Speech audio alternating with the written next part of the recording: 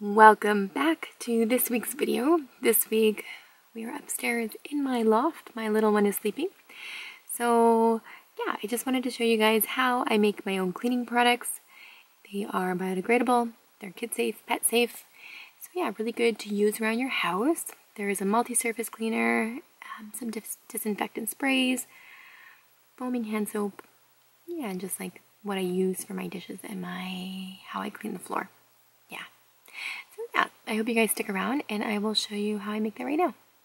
And I actually, just an aside, I do use Clorox wipes. I am phasing those out. I've used them for potty training purposes. It's just an easier way to do that, but I know that there's better alternatives. I know that the wipes are not biodegradable, so that's something that I am using. If you guys have any alternatives that are a disinfectant wipe, let me know. You know, sometimes when you potty training or you're doing cloth diapers and there's poop on the floor, you just gotta opt for the easiest route. So yeah, I hope you guys enjoy this video and we'll get started right now.